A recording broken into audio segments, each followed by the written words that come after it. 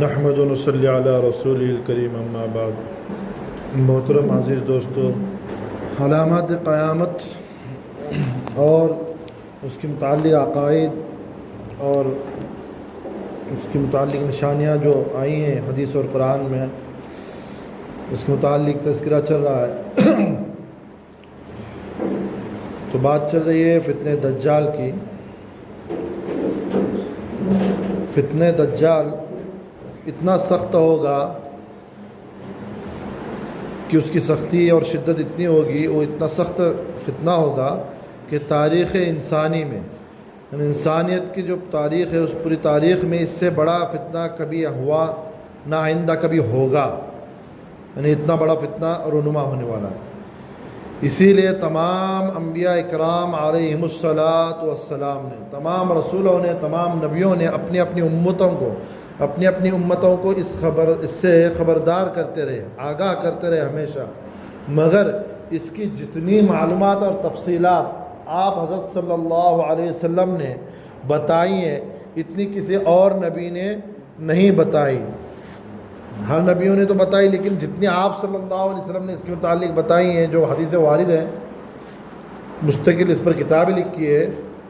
علماء کرام نے، تو اتنی کسی اور نبی نے نہیں بتائی۔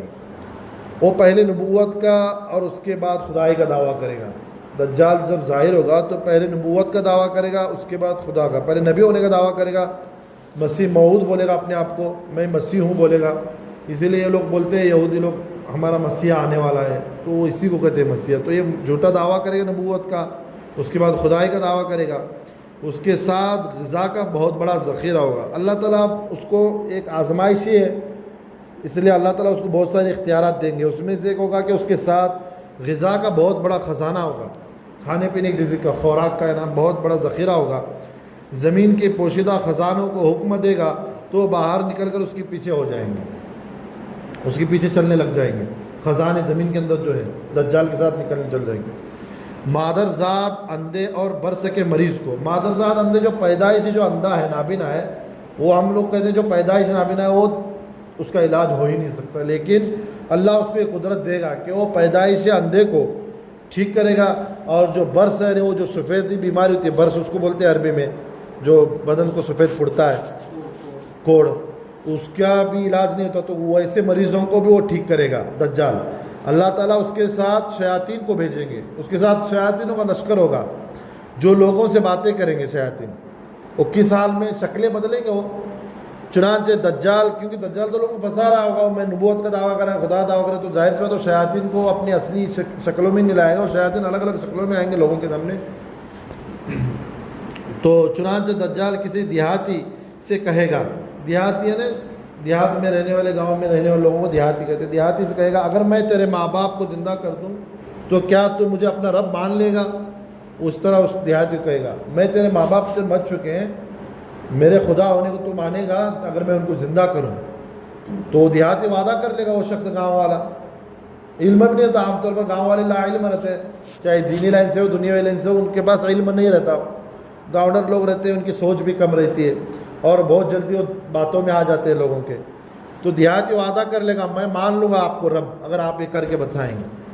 تو اس دیہاتی کے سامنے دو شیطان اس کے ماں باپ کی صورت میں آ کر کھڑے ہو جائیں گے۔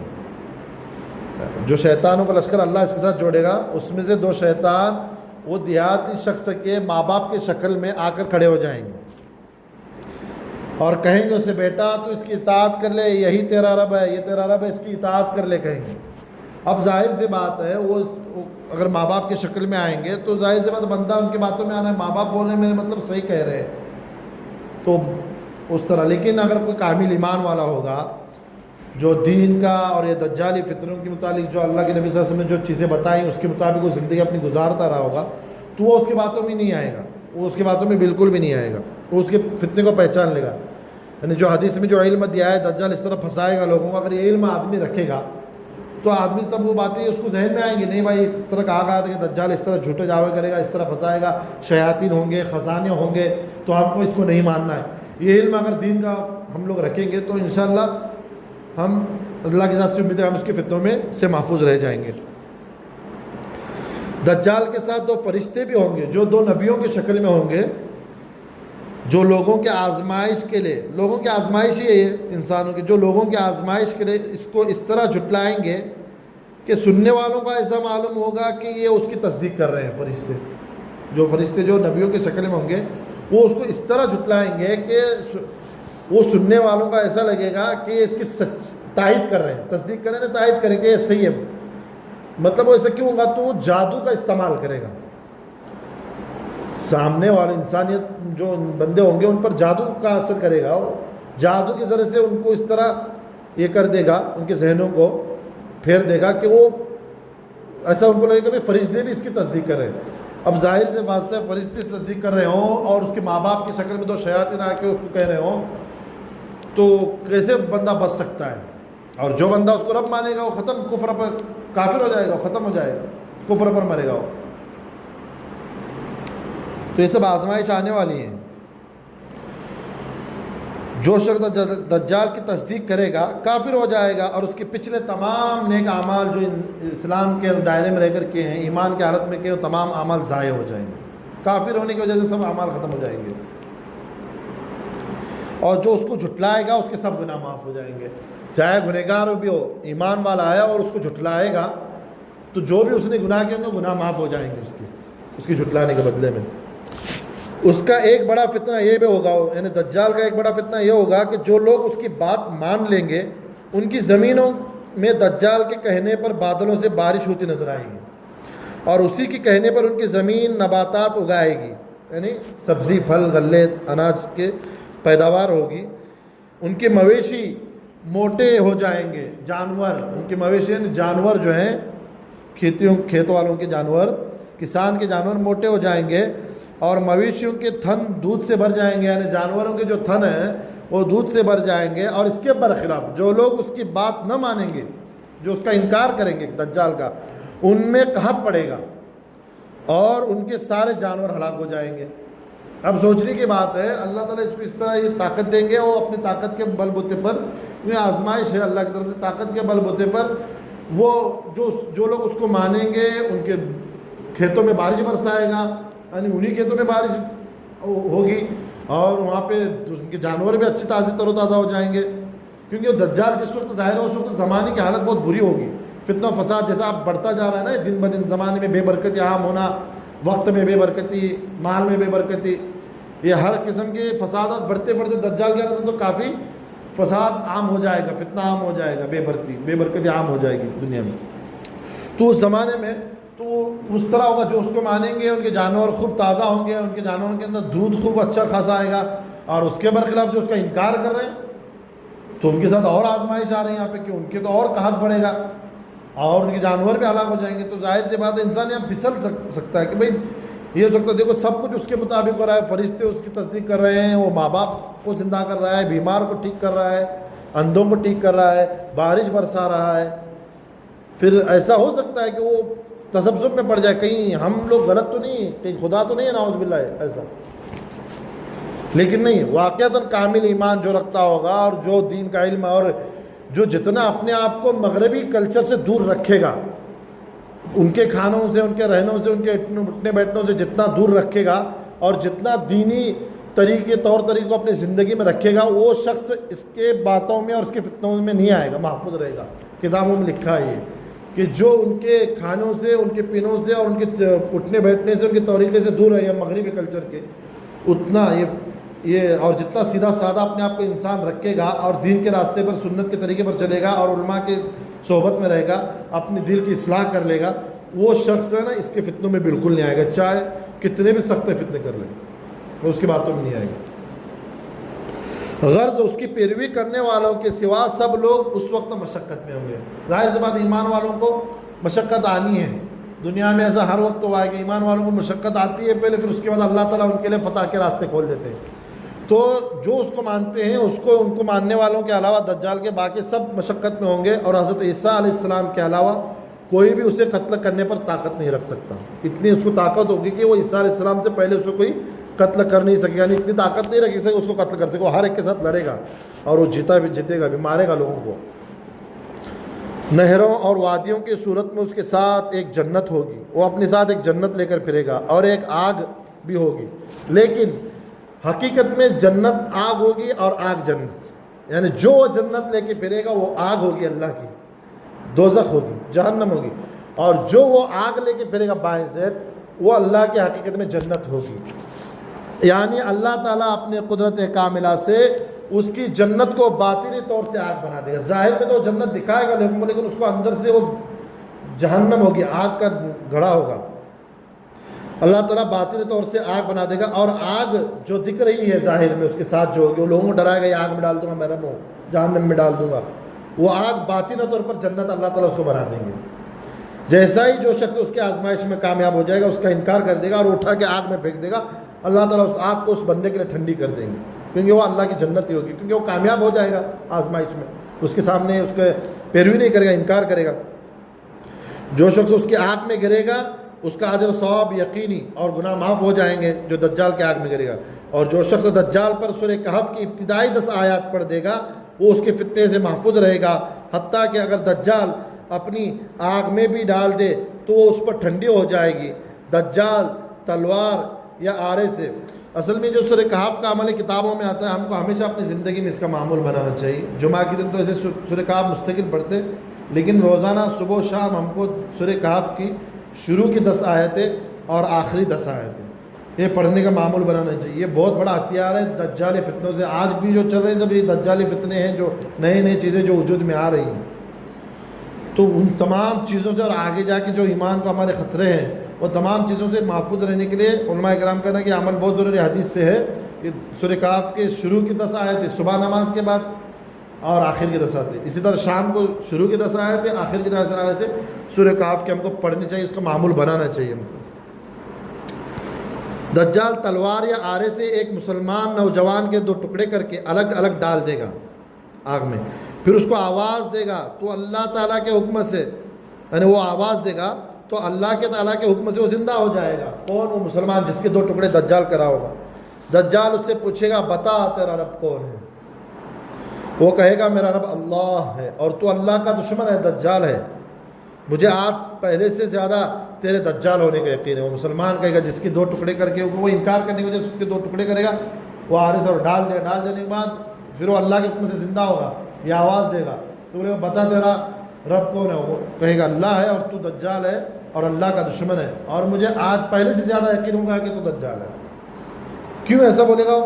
وہ اس کا علم اپنے ان کے آپ صلی اللہ علیہ وسلم جو بتائیں، جو تعلیمات اس کے متعلق دی، وہ تعلیمات وہ حاصل کیا ہوگا یقینی طور پر، اس کو معلوم ہوا ہوگا، وہ علم لیا ہوگا، اللہ کے نبی نے سب بتایا کہ وہ اس طرح کرے گا، جو ہم سن رہے ہیں ابھی پڑھ رہے ہیں، تو یہ علم اس کے پاس ہوگا، اس کے بل بوتے پر وہ انکار کرے گا اور اس کا یقین بڑھ جائے گا، کیونکہ ہم نے ابھی سنا ہے کہ دجال آنے والا ہے، ہم کو تو ایمان ہے، یقین ہے، اللہ کے نبی کی حدیث سے سوال ہی نہیں ہے،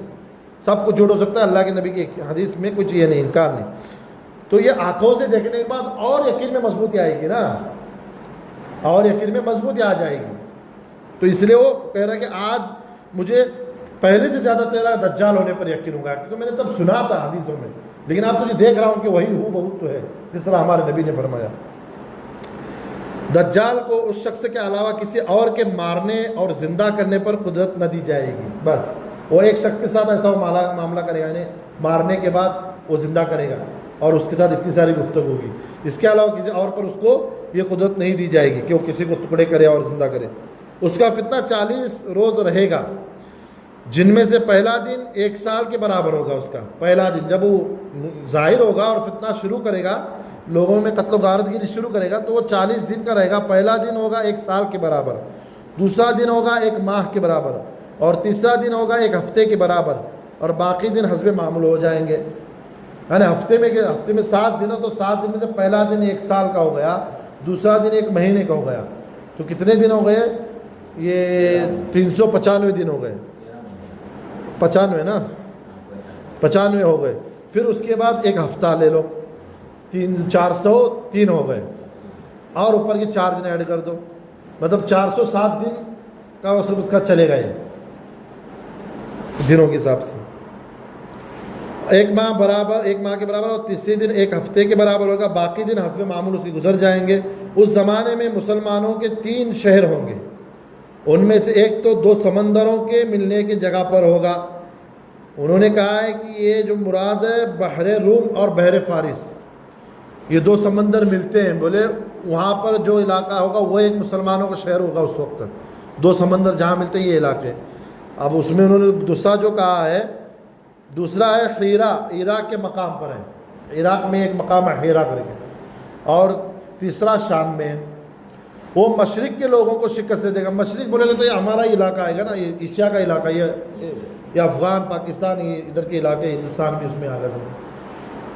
تو وہ مشرق کے لوگوں کو شکست دے گا، اور اس شہر میں سب سے پہلے آئے گا جو دو سمندروں کے ملنے کی جگہ ہے۔ یہ علاقوں کو مشرق کے فتح کر کے اس شہر پہ آئے گا جو ابھی ذکر ہوا، جس کا یعنی جو وہ اس میں ہے عراق، فارس اور روم۔ فارس بولے تو ایران، اور روم بولے تو ابھی کا اٹلی نا، جی اٹلی اور روم کے بیچ میں جو دو دریا ملتے ہیں، وہ دونوں کے سمندر وہاں پہ ملتے ہیں، وہاں پہ وہ آئے گا یہاں سے فارغ ہو کر ملنے کی جگہ پر۔ فائدہ